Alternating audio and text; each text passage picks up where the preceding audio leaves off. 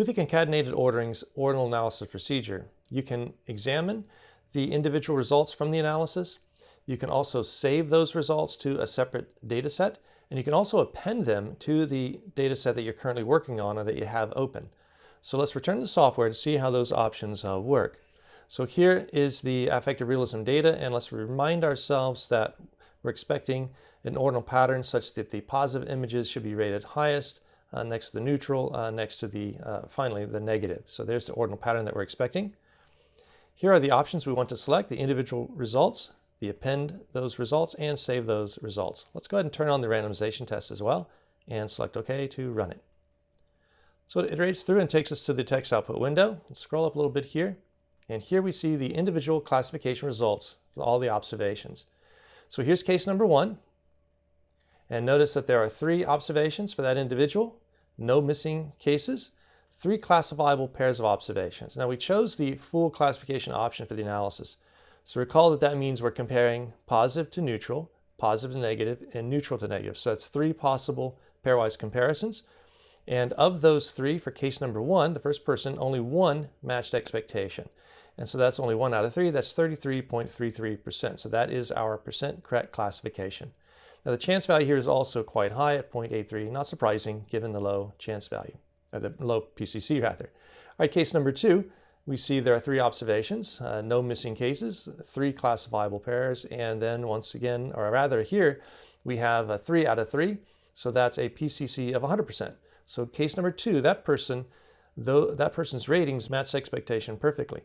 Positive, greater than neutral, greater than negative. Now here the chance value is quite a bit lower, 0.16, although you might initially think it should be even lower with a PCC of 100%. But recall, we're only working with 3 observations so that we can randomly shuffle within each individual. So it's actually quite, not that difficult rather, to obtain a PCC of 100% with just randomly shuffling 3 observations there. You can see that also with the minimum and maximum PCCs, 0 to 100. And notice that's the case for all the individuals. We had 1,000 randomized trials. So with 1,000 randomized trials for each individual, you're going to find a PCC of 0 and a PCC of 100% when you only have 3 orderings that you're comparing there in terms of their ordinal pattern. So the range here does give you some clue that we've got a small number of observations that we're randomly shuffling within each individual. But nonetheless, we can examine these PCCs and see values for all 45 of the individuals. Now we can also go to the data edit window and see that a new data set's been created. So here's the data set we're working on. Here's the new data set. And you can see the individual results reported here. Now you can sort the data, you can examine it in other ways, you can run additional analyses on this if you'd like, you can save it, do with it what you will. Perhaps more useful though is appending these results to the data set. And notice that's what's been done here.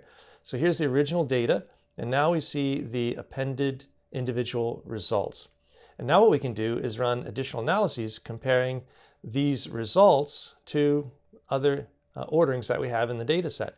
So for example, perhaps we want to see if there is a relationship between the eye dominance and the PCCs. Is there a distributional difference between the left and right eye dominant individuals in terms of their PCCs? Now PCC again tells us how well they fit that ordinal pattern. So is it the case that left eye dominant or right eye dominant fit more or less accurately that ordinal pattern? So for example, we could select analyses and build test model and move eye dominance over as the cause. Then we can connect that to the percent correct classifications, move that over, and a randomization test while we're here and select OK. See the PCC is 64.44%. Chance value is not extremely low, but 0.20. Go to the multigram, and I'm going to stretch this out a little bit just for aesthetic reasons. Make it, say, 200. And we can examine the 2 distributions here for the right and left eye dominant individuals. We can right-click and toggle the proportions here, get the column proportions. So we can see some differences here. For the right eye dominant individuals, there were 20% whose PCCs were 0. That's only 4% for the left eye dominant. And then as we go up, we see some similarity there, but then a big difference here between right and lefties, 35, or left eye dominant rather, 35 and 56, and then 30 and 20. I don't want to make too much of this analysis. Just the point here is that When you append those individual results to the data set that you're working on, you can run these types of analyses. We can examine these relationships between different orderings that you already have and then the new orderings that were created from the individual analysis. Now, what I'll show in another video is how you can create profile plots for those individuals who fit the ordinal pattern exactly and those who do not fit the ordinal pattern across all three of the positive, neutral, and negative conditions.